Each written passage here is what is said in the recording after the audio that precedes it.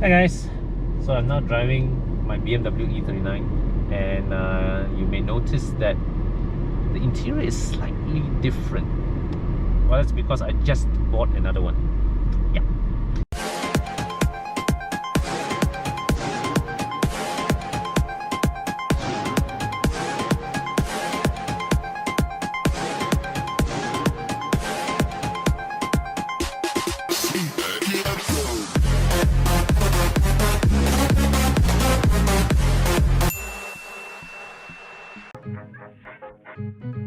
Saved about 500 bucks. You save about 1,000 plus. To work out cheaper for me. 3,000, 4,000. 215, even more. Facebook for 200 plus. 400 bucks of savings.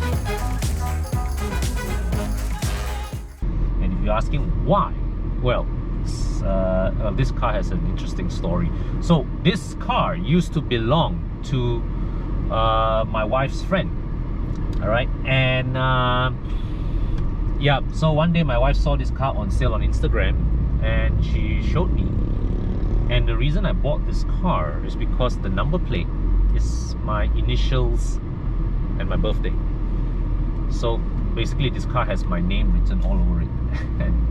and I decided, okay lah, fine, you know, whatever it is, at least I table an offer. If the owner accepts, jalan. If owner don't accept, never mind. So owner accepted, all right, and brought the car to send the car for a health check at my mechanic site. He gave the car, well, everything is in order, all the mechanical bits are in good shape. This car is, because this car has been daily driven by the seller, right?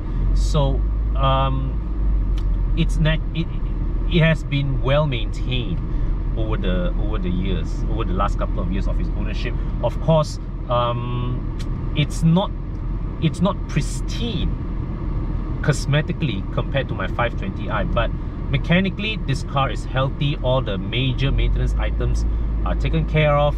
It's practically a buy and drive condition. Maybe needs a service, oil change, that's it.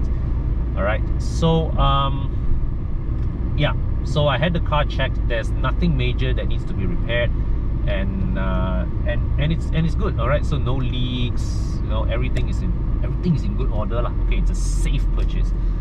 So that's how I ended up with a second BMW E39.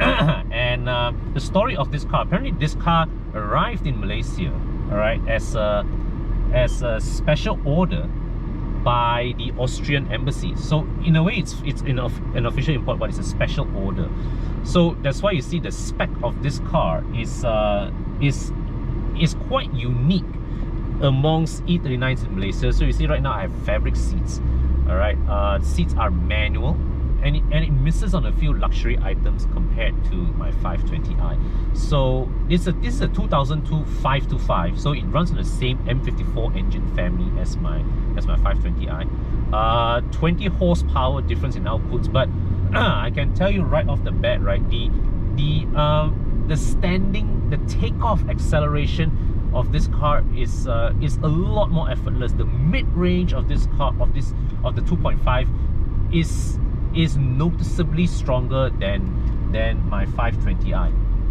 Okay, this car is CBU from Germany, and I can't put my finger to it right now, but I can tell you that the interior fit and finish actually feels more solid than my 520i. My 520i has this tendency to creak at the doors when I go over bad patches of road. This one does not. This one feels solid.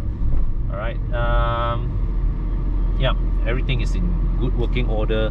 Well, basically this car has been daily driven. So see, here's the and this brings me to an interesting point. You see, when you buy a car, a used car, right, a daily driven car, we'll have some battle scars, we'll have some nicks and dings here, but there is a chance that it may be in a healthier shape because the seller, all right, because it's a daily car, right, would have had to subject the car to a proper maintenance regime, all right, and to ensure that the car is going in good shape. So you see, with this car, there is practically as of now there's practically very little mechanical what you call it, restoration work that I need to do with this car. The contrast couldn't be bigger with my 520i, because with my 520i, when I bought that car, first immediately I have to change brake pads, I have to change coil plugs, I have to change the valve cover gasket.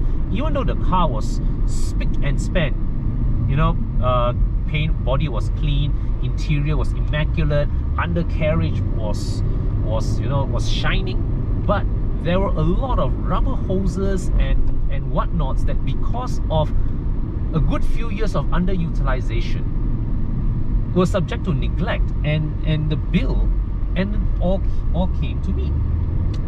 Whereas this car here, it's the previous owner, because he was using it daily, has been on the ball in upkeeping the car. So then some of you may ask, what is going to happen with my 520i? And the answer now is that I'm keeping it for the moment, but I won't but let's just say that I won't be living with two E39s forever. There will come a day that one car will be let go, and latest that happens will be when it's time to downsize from my S-Max.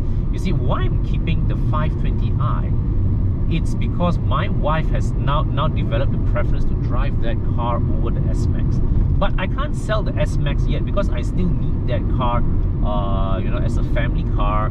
And as long as my sister-in-law still stays with me, I still need the S-Max for its capacity to carry 3 adults and 2 kids. So later on, all right, there will come a time when I am downsizing from the S-Max. That will also be my deadline to let one E39 go. I'll decide then whether it will be this one or the 520i, but one car will have to go eventually. All right. Yeah. So that's the story of my second BMW E39, and I'll look for a place somewhere to stop and show you around this car.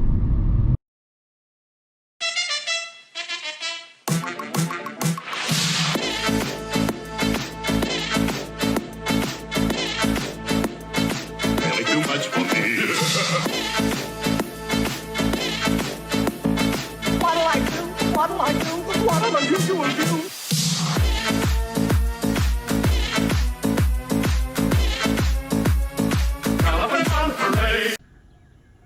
So yeah guys, this is my E39, my second E39 from the outside. Well, this car has been, this is a 2002 525i. This car came fully imported from Germany. It's a special order from by the Austrian embassy. So as a result, right, this car has rather unique specifications compared to most other E39s out there in the available in the Malaysian market. So the previous owner has done quite a bit of work on this car. Apparently, when he got this car, the condition of this car wasn't great. So he has spent a lot of work on the he has done a lot of work on the car mechanically. Cosmetically, there's still work to be done. This car is not perfect, as you can see from here. So you can see there's some cracking to the paint here, which the seller shared with me. He has noticed this when he bought the car, so he suspects that the seller, the owner previous to him, may have gotten into a fender bender and didn't have it properly repaired. So this is going to be an attention area. All right, I'm gonna have to monitor this because I'm already seeing slight signs of rust on the bodywork here, but the rest of the car is in good condition. The rest of the paintwork is in good condition. This is the original paint that came with the car. The color is unique, at least where our market's concerned. It's a rare color in our market. It's called what they call Toledo blue. All right, the silver car in my currently in my household. That's a more common color, titanium silver. So there are more unique specifications to this car. All right, and so cosmetically, if you compare my 520i to this car, right? The 520i was in much better cosmetic shape when I bought it. All right. This car, you can as I take you on a walk around, you can see that besides this, there are a few other battle scars. You see the bumper, for example. All right. Some parts of the paint is shown obvious signs of wear, a few stone chips here and there. So nothing that would warrant that nothing that warrants any form of panic. But what it will mean is that if I keep this car for the longer term, somewhere down the road, a repaint of the car may be in order. All right, and you can see here's the door trim, the door pillar trim. Compared to my 520i, this is which has a chrome surround trim. This is black, though I can't be sure if any of the previous owners had darkened this, all right, or it came that way. All right, that's the thing. Sometimes when you buy a used car, certain things you don't necessarily know what it was like before. Okay, so here's the windscreen. Okay, now a unique thing about this car, the windscreen has what they call a comfort, what you call it, a comfort windscreen. So it comes from the factory pre-tinted already. And there's like 20% tint on the windscreen when it came. So the seller told me when he did the Puspacom name transfer, the Puspacom inspection, right, the side windows and the rear windscreen, no problem, right? The tint passed, but it was the front one. When combined, the window tint with the front windscreen is pre-tinted, that one couldn't pass, so he had to peel off the front tint, but the rest of the tint is still there. So these signals look aftermarket to me. I may look into replacing them, but not a priority, not an item of priority. These are 18-inch Executor SSR alloy wheels. The fronts are fitted with 235/40 R18 Continental MC6 tires. These tires have done 6,000 kilometers. I'm actually planning to sell these rims. Okay, I'm going to downsize them. I'm going to move to smaller size wheels. Okay, for a more factory-like appearance, and also for, well, lower tire replacement costs. All right, it's a staggered. The wheels are staggered size. The rears are wider, as you can see. The rears are sitting on 255/35 R18s. All right, they are wider at the rear, but these tires need replacement. These Michelin tires require replacement. And guys, so if anybody is interested to take these rims off me, drop me a line in the comment section, make me an offer. Okay, so you can see also, like this part here, you see there's some this rubber seal here is worn out. All right, but nothing to panic about just yet. Now these tail lights, they are original tail lights, but what surprised me is that the tint on the signal light, this is not stick on, no. This is the actual color of the tail light. So I'm not sure, once again, I'm not sure if this came with the car, or if one of the previous owners pasang it themselves. But wow, okay, you can see there's some water leaking. Some water has leaked into these lights as well. Okay, the reflector here has showed signs of water. Same over the side, but they work. Okay, they work. The illumination's all good.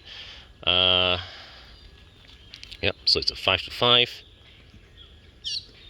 Yeah. Let me just open this up. So the previous owner has sent this car with me together with a whole bunch of other parts. So definitely going to have to inventory all this and decide which are the parts in there that I will want to keep, which are the parts in there that I want to that can't be used, needs to be thrown, and which are the parts that I will want to sell or put into that car. So we open the back seat first. So one of the unique things about this car, fabric upholstery. Alright, upholstery is fabric. Obviously the original trim, and you can see some of the interior trim. This has come out, but once again, nothing that can't be fixed.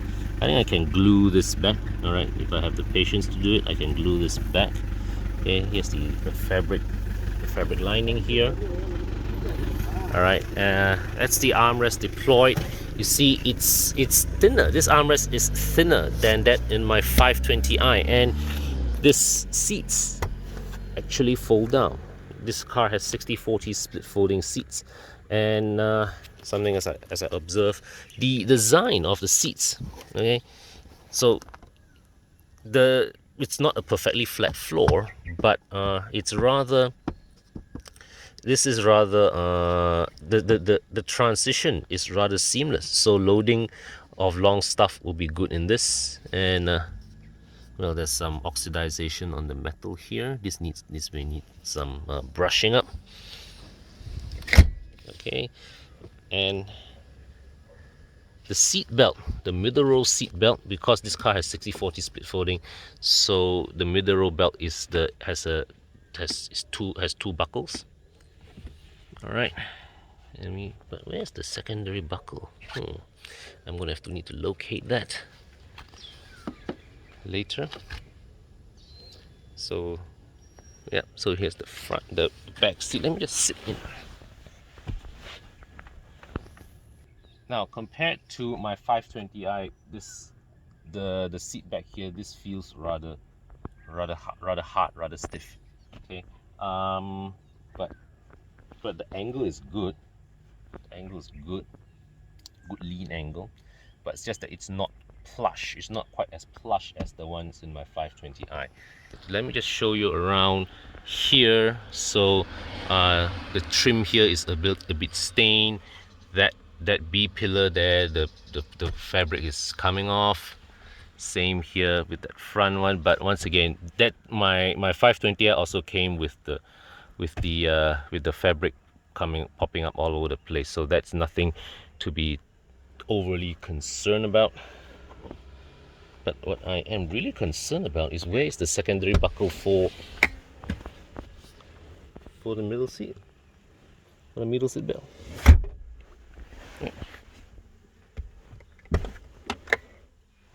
Might have been removed.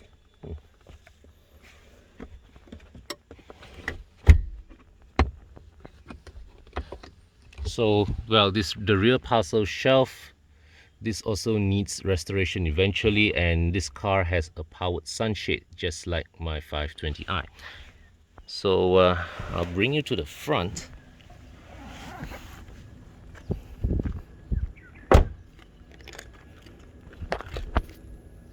So you see, right, where trim level is concerned, this car is a downgrade from my 520i. Okay, the seats manual adjustment. So this is the seat back adjustment, and the mechanism inside is not working properly, because when I open this, when I flip this back, it drops. The spring mechanisms that's supposed to push the seat forward in the adjustment is broken. Similarly, as this is the what you call it. This is the up down. Okay,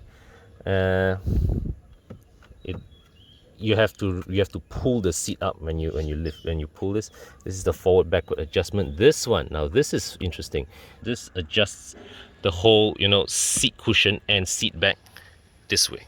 All right, this is rather cool. And we'll come inside. So this is what we call the low OBC. It's a different cluster compared to my 520i. Okay, so the diagnostic row here has less functions compared to my 520i. Previously, last time when I used to prefer the appearance of this because, you know, it has this appearance of this graphic of the car that you show whether the lights are on, the doors are open, but function wise the one in my 520i is superior. Okay, and you come to the side. Well, this is gone. Open inside here. This one has a CD changer. Now this at one glance looks like the one in my 520i, but you see the buttons, there are fewer buttons here, so the functions in this one is more limited compared to the one in my 520i. So it only shows audio and it only shows time. That's it. In my 520i, you can use this to access the trip computer. This is no longer possible. So this screen now here is used solely for radio, as well as to set whether you want to set the time or not. Is it possible for me to upgrade to the same one as my 520i? There is wiring changes that involved, so I'm not sure if I want to go through the hassle of that. Maybe sometime in the future if I keep this car for long, because I've gotten used to the high grade OBC, right? Coming back to this, it's a bit of a bummer for me. Okay, now, so you see this is the multifunction steering, but this car didn't come with it. This car actually came with a kosong steering, so the buttons, sadly, they don't work. Okay, they don't work because there's no wiring that connects this into to the car system. So these buttons are just dummy buttons, and that's something that I will need to address later on as well. I've grown very reliant on steering mounted controls, so this is something that I need to look into. So if I keep this car for long term, I think a dashboard wiring system upgrade may be something that I would want to look into. All right, so the overall condition of this interior, this is definitely more worn out. It's not only a lower spec interior than my 520i, it's also more worn out compared to my 520i, but everything works. The aircon works, the sunshade works. Here's the door lock and unlock switch, hazard light, ashtray. All right, well, this one has obviously went through repairs before, but nothing severe. Okay, and here the glove box. So the glove box light works, but not the torch light. This torch light is not working. Yeah. So the thing about this car is that before I bought this car, I sent this for a mechanical checkup. This car is mechanically healthy. I drove this yesterday, and it has the engine pulls strongly, rides good, no creaks, no rattles. So so what this car needs right now will be a full service, definitely. All right, a full service, oil change, and what you call it, new tires. New tires definitely on the agenda, but those really are the only urgent things that this car needs. Okay, next, everything else that needs fixing this car are cosmetic. The headlights have shown a bit of fade. The headlight lens has a bit of fade, but nothing too serious. So yeah, so here you have it, guys. This is my second E39, and if you ask me what are my plans with that one, I'm leaving it to my wife, really. Okay, so of course I can't live with two E39s, so eventually one car will make way. I've not decided which one. Maybe I may let the 520i go. I may let this one go. Right? It all depends on when the time comes. Right? Maybe when an offer comes in, depends on which car gets a better offer. I'll decide after that. All right. For now, I'm keeping both, but that's just a temporary situation that eventually will change. Okay, so here you have it, guys. My second E39. My God, what have I done?